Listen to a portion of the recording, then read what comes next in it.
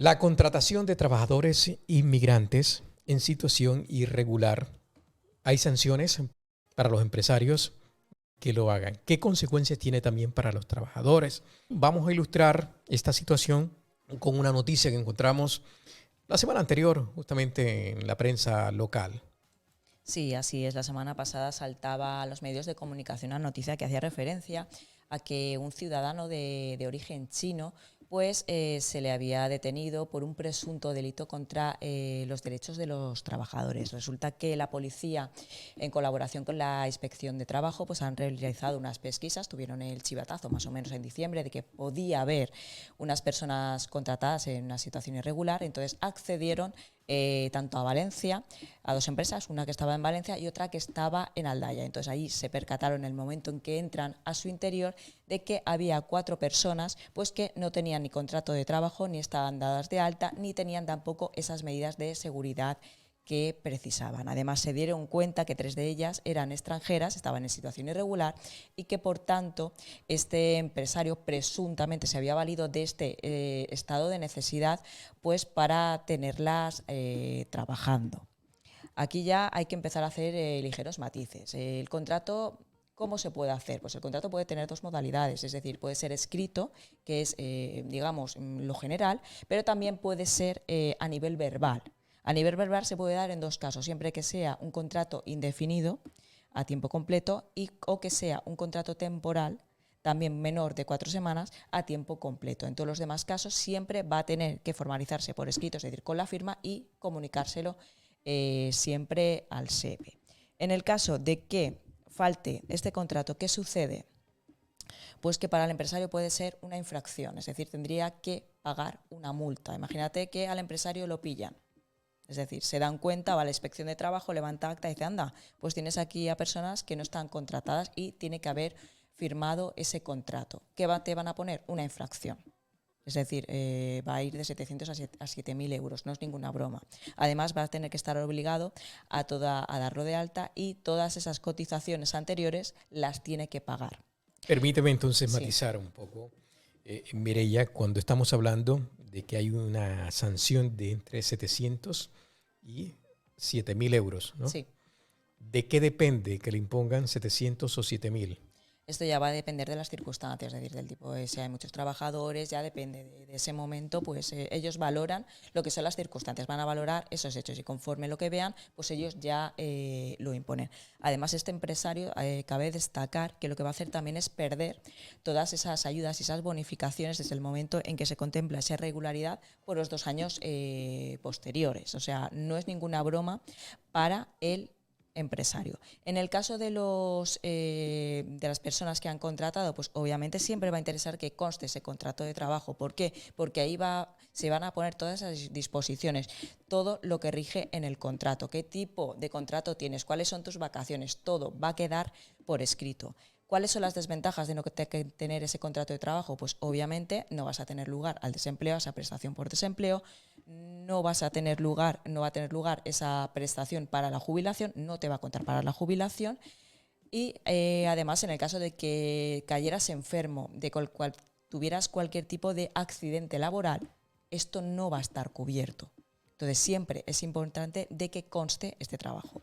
Además, otra de las cuestiones que se han planteado ya con esta noticia es que tiene que estar dado de alta, esa también es la clave, dado de alta la seguridad social. ¿Qué pasa si no estás dado de alta? Pues que en este caso al empresario también le pueden poner una infracción. Va a tener una infracción, le van a poder poner una sanción que va hasta los 10.000 euros. No es ninguna broma, pero en el caso de que ya no se habla, aquí estamos hablando de cuando sea un trabajador, pero en el caso de que sean varios trabajadores, si llega a determinado porcentaje, puede estar constituyendo un delito. Se trata de sanciones administrativas, Sí, son diferentes a sí. delito. ¿En qué momento se convierte en delito? Vale, en estos 2 casos podemos ver que se pueden convertir en delito. En el caso, por ejemplo, del que estábamos hablando, del alta de la seguridad social, dependiendo del número de trabajadores, puede constituir delito. ¿En qué momento? Por ejemplo, si yo tengo 100 trabajadores, en el caso de que sea el 25% que los tengo sin alta, delito. Nos vamos de 6 meses a 6 años de prisión y multa de 6 a 12 meses. En el caso de que tengo una empresa en la que tengo de 10 a 100, cuando sea la mitad, que no los tengas sin estar dados de alta, también sería delito. Y en el caso de que yo tenga de 5 a 10 trabajadores, aquí ya serían, en este caso, todos. En el caso de la noticia, ¿por qué se habla de que ellos no tienen contrato y que pueden estar cometiendo? Porque aquí, en este caso, se está abusando de un estado de necesidad. Y en este caso, cuando hay un engaño o hay un estado de necesidad por parte de las personas contratadas, bueno, que no están contratadas, de los no contratados, vamos a hablar así, Sí. pues en este caso sí que constituye delito. O sea que podemos tener la sanción administrativa o, en este caso, el delito. Mireia, aquí estaríamos hablando entonces de explotación laboral. Sí, esto es lo que comúnmente se llama así, porque en este caso ellos están absolutamente desprotegidos.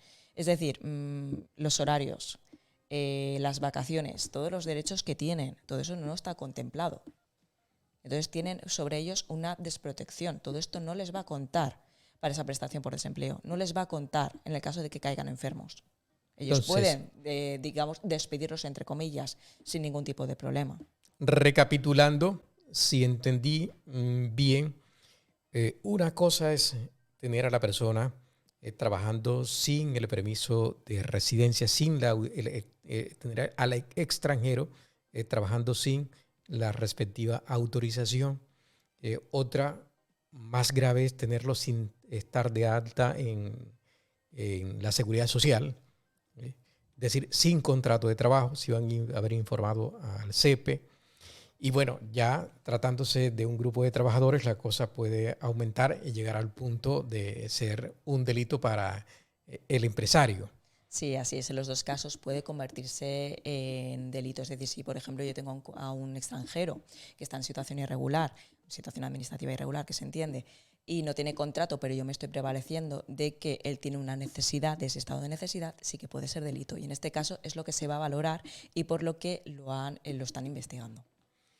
En algún momento, abordando este tema de la inmigración, como quiera, que este es un espacio especializado en estos temas, encontramos una circunstancia muy particular. Y era que, por un lado, la misma norma le daba la posibilidad al inmigrante de cotizar sin tener la documentación.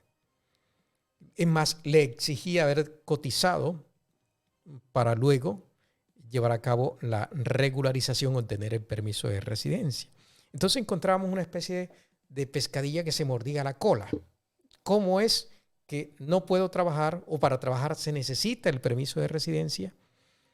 Pero luego en cierto aspecto le pedían haber estado cotizando y para cotizar lógicamente necesitas estar trabajando para poder regularizar. Eso tengo entendido que se corrigió hace algún tiempo. En todo caso, era una situación muy extraña que se daba en el marco de la ley de extranjería. En fin, pero independientemente de este comentario, de este tema, que repito, lo cito como una anécdota que se daba, hoy por hoy, evidentemente, tienen que estar las personas dadas de alta y disponer del permiso de residencia para poder trabajar en territorio español. Existen muchos mecanismos de regularización. Mireia, gracias por traernos la información hoy. Recordarle a los empresarios y también a los trabajadores. Un momento antes de finalizar, porque hablamos de las sanciones administrativas e incluso delitos para el empleador, para el empresario. Consecuencias también para el trabajador. Las consecuencias para el trabajador pues básicamente son que no va a cotizar, entonces no va a tener lugar a ese desempleo, esa prestación por desempleo, tampoco va a contribuir a esa pensión de jubilación y en su caso, en el caso de que caiga enfermo o tenga un accidente laboral, pues no lo va a tener cubierto. Entonces estos son todo pues una situación de desprotección de cara al empleado. Mireia, muchas gracias, muy amable. Muchas gracias a vosotros.